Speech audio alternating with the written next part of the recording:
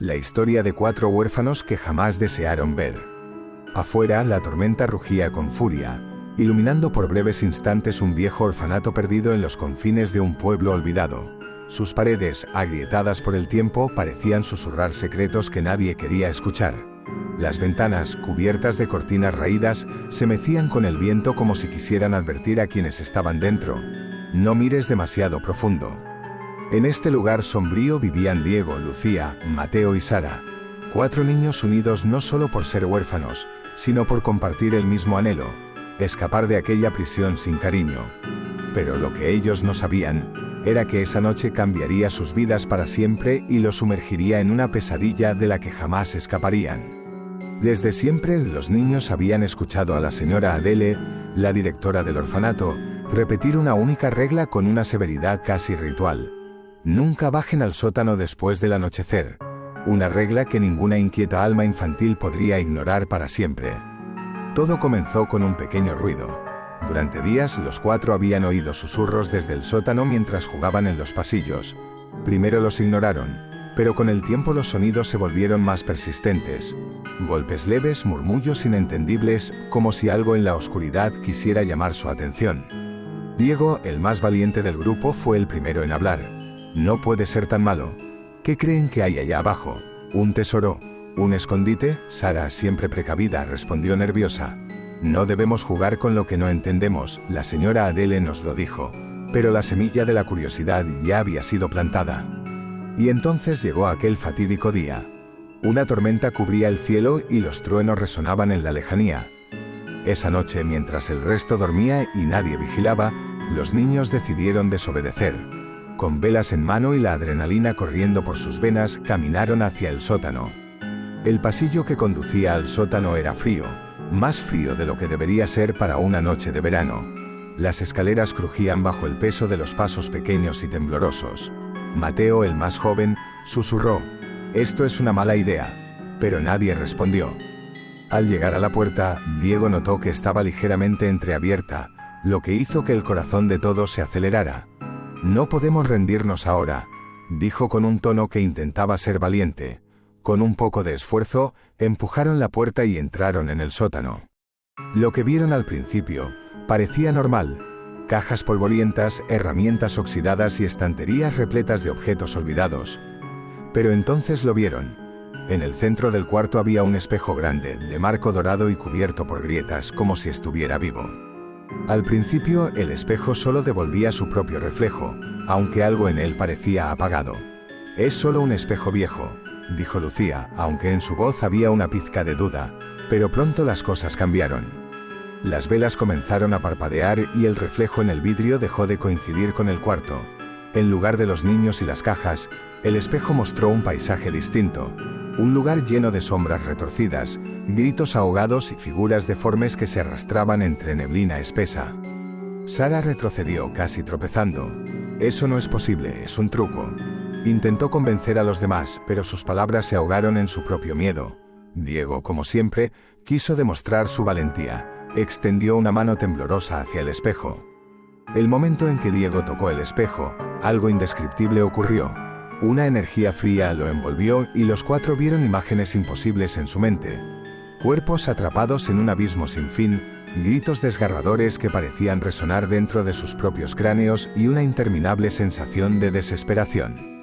Diego cayó al suelo, sollozando, mientras un gemido gutural salida del espejo llenaba el espacio. Las sombras en el reflejo parecían estirarse, como si intentaran salir del vidrio hacia el mundo real. «Tenemos que salir de aquí», gritó Lucía, agarrando a Mateo mientras corrían hacia las escaleras. Sara ayudó a Diego a levantarse, y entre jadeos y desesperación, lograron escapar del sótano, dejando la puerta abierta a su paso. De vuelta en sus cuartos, los niños se abrazaron, temblando sin poder hablar de lo ocurrido. Sin embargo, la sensación de seguridad no regresó. En la oscuridad sentían que algo los vigilaba. Cada crujido, cada sombra parecía más viva, más peligrosa.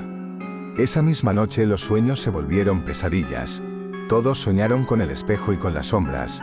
Diego gritó mientras dormía y solo despertó para descubrir marcas heladas en su brazo, como si algo lo hubiera tocado.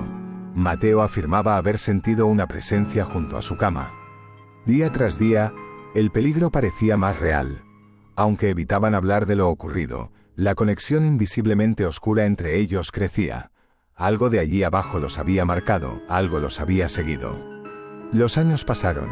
Cada uno de ellos dejó el orfanato, pero ninguno fue capaz de dejar atrás las sombras de su infancia. Diego se sumergió en el alcohol para acallar las voces. Lucía se convirtió en una mujer distante, incapaz de conectar con nadie. Mateo vivía con miedo constante, revisando cada esquina de su casa antes de dormir, y Sara cargaba con pesadillas recurrentes y una sensación constante de ser observada. Nunca hablaron del espejo, ni siquiera entre ellos. Era como si ponerlo en palabras pudiera invocar la pesadilla otra vez. Pero, aunque intentaron seguir adelante, algo siempre estaba presente. Pequeños susurros en la noche, reflejos extraños en los espejos de sus propios hogares, figuras fugaces al borde de su visión. Una noche, ya siendo adultos, Diego no pudo más, un sentimiento de obligación lo consumió. «Tenemos que regresar», escribió en un mensaje de texto que envió al resto del grupo. «Si no enfrentamos esto, nunca estaremos en paz». Sara fue la primera en negarse. «Volver, estás loco, apenas hemos logrado sobrevivir». Pero Lucía, cuyo rostro mostraba fatiga acumulada, respondió con un simple: «Tal vez nunca nos dejó ir porque nosotros tampoco lo dejamos ir». Después de muchas discusiones cargadas de miedo y resignación, todos decidieron regresar al orfanato. El orfanato estaba aún más deteriorado, casi al borde del colapso, pero algo en él seguía pulsando con una energía oscura.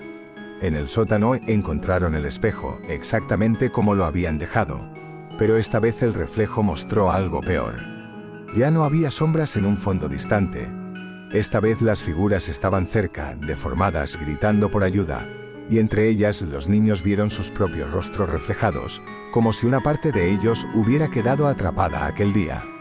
«El espejo no muestra lo que está afuera, muestra lo que quiere tomar», murmuró Sara, sintiendo el peso de una revelación imposible. Comprendieron que las sombras los habían arrastrado a una especie de juego eterno, alimentándose de su miedo y sufrimiento desde aquella noche en su infancia. El grupo huyó una vez más, esta vez dejando el orfanato para siempre, pero entendieron que el espejo no estaba terminado con ellos ni con nadie más. La última escena muestra el sótano vacío, el espejo todavía en su lugar, brillando con una luz inquietante. En el reflejo las sombras se retuercen con impaciencia, esperando, mientras se escucha el eco de una risa siniestra al fondo. Un leve susurro llena el aire antes de que todo se desvanezca en oscuridad. Algunos secretos es mejor dejarlos enterrados, pero siempre hay alguien dispuesto a desenterrarlos. El grupo decidió enfrentarse a su pasado, sabiendo que el verdadero horror no era el espejo, sino los secretos que guardaban dentro de sí mismos.